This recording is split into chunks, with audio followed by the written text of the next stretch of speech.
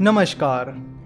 Generally हमें अलग अलग कंपनी से बहुत सारे कॉल्स और मैसेजेस आते हैं जो हमें बताते हैं कि अगर आप हमारी सलाह से तो हम आपको जल्दी बहुत सारा रिटर्न्स कमा कर दे सकते हैं और आपको करोड़पति बना सकते हैं। उनकी बातें सुनकर बहुत सारे लोग स्टॉक मार्केट में इन्वेस्ट करने लगते हैं या उन लोगों को अपना पैसा मैनेज करने के लिए देते हैं।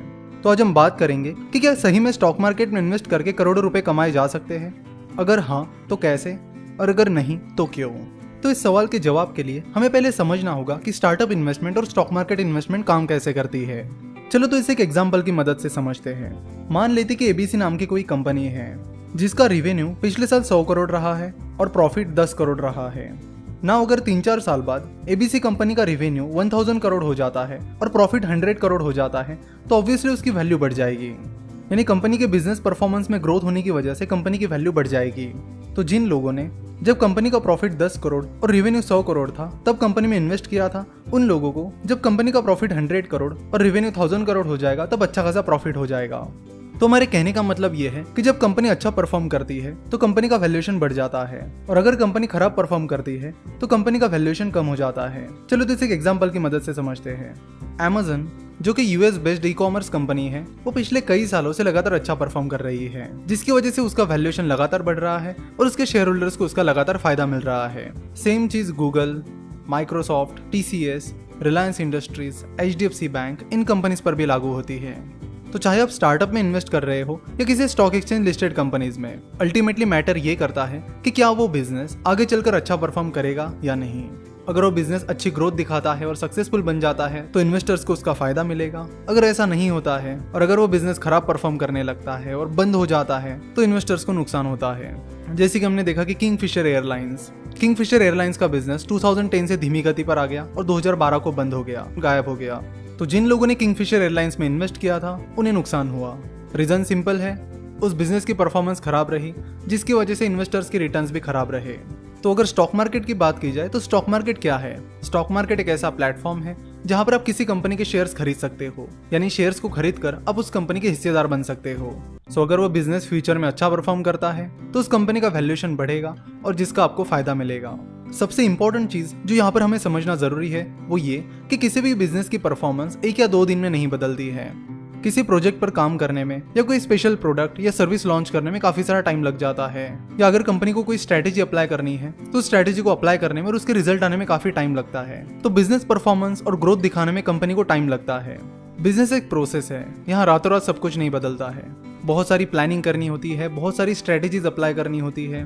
हाँ, कभी कभी कुछ कुछ चीजें फेवर में आ जाती है जिसका कंपनी को फायदा होता है, लेकिन लॉन्ग टर्म में स्ट्रैटेजीज, प्लानिंग, मैनेजमेंट, ये चीजें कंपनी के ग्रोथ के लिए बहुत ज्यादा मैटर करती है। अगर रिलायंस जियो की बात की जाए तो रिलायंस जियो लॉन्च होने से कई साल पहले ही मिस्टर मुकेश अंबानी ने रिलायंस जियो पर काम करना शुरू किया था। उसके बाद प्रोडक्ट को लॉन्च किया गया और उसके फिर काफी टाइम बाद कंपनी की बिजनेस परफॉर्मेंस दिखने लगी। तो कहने का मतलब ये है कि किसी भी बिजनेस को ग्रो होने के लिए कुछ स्पेसिफिक टाइम लगता ही लगता है।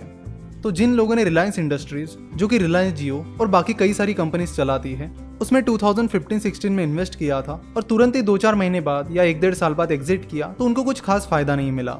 लेकिन वही जिन लोगों ने 2016 में कंपनी में इन्वेस्ट किया था और अभी भी रिलायंस इंडस्ट्रीज की फ्यूचर ग्रोथ को देखते हुए उसमें इन्वेस्टेड है तो उन लोगों को काफी फायदा मिला। तो स्टॉक मार्केट इन्वेस्टमेंट या स्टार्टअप इन्वेस्टमेंट एक बिजनेस इन्वेस्टमेंट है और जिसे आपको बिजनेस इन्वेस्टमेंट की तरह ही देखना होगा।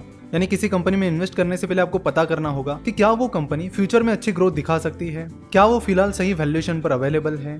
तो इन जैसी कई सारी चीजें आपको देखनी पड़ेगी। आप बस लाखों करोड़ों रुपए कमाने के लिए किसी भी कंपनी में अगर इन्वेस्ट करोगे तो आपको नुकसान ही होगा, क्योंकि स्टॉक मार्केट का एक रूल है कि अगर आप स्टॉक मार्केट को गैम्बलिंग की तरह समझोगे तो वो आपके लिए गैम्बलिंग ही साबित होगा। सो हम सभी के लिए यही बेहतर है कि हम इन्वेस्टमेंट को इन्वेस्टमेंट के नजरिए से ही देखें। तो हमारा सवाल था कि क्या सही में स्टॉक मार्केट में इन्वेस्ट करके आप करोड़ों रुपए कमा सकते हो? तो हाँ, आप बिल्कुल कमा सकते हो, लेकिन उसके लिए कुछ कंडीशंस है। आपको ऐसी कंपनी में इन्वेस्ट करना होगा जिनमें ग्रोथ पोटेंशियल है, और वो भी लॉन्ग टर्म के लिए, और वो भी पेशेंस के साथ लॉन्ग टर्म के लिए इन्वेस्ट करना होगा। ऐसा नहीं कि पहले दिन से ही आपको अच्छी कंपनीज मिलती चली जाएगी और पहले दिन से आपकी इन्वेस्टमेंट सक्सेसफुल होगी, लेकिन स्टेप बाय स्टेप अपनी गलतियों से सीख कर आप अच्छे इन्वेस्टर जरूर बन सकते हो।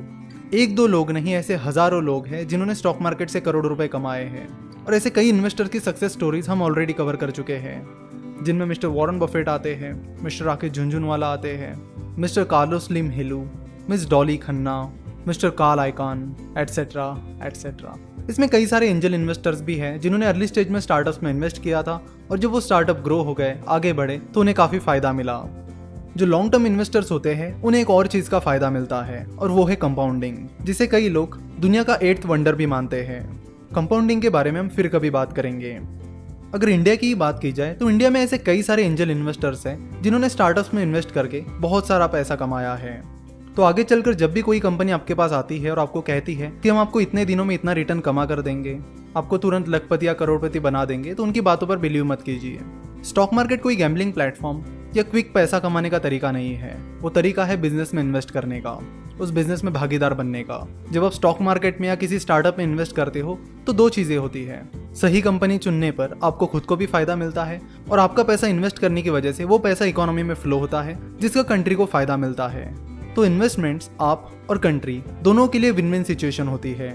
जरूरी नहीं है कि आपको स्टॉक मार्केट या स्टार्टअप्स में इन्वेस्ट करना चाहिए। अगर बिजनेसेस का एनालिसिस करना आपके लिए पॉसिबल नहीं है तो आप म्यूचुअल फंड के जरिए स्टॉक मार्केट में इन्वेस्ट कर सकते हो या वीसीज के जरिए स्टार्टअप्स में इन्वेस्ट कर सकते हो। आशा करता हूं कि इस वीडियो से स्टॉक मार्केट से करोड़ों रुपए कमाए जा सकते या नहीं, ये डाउट क्लियर हो गया होगा।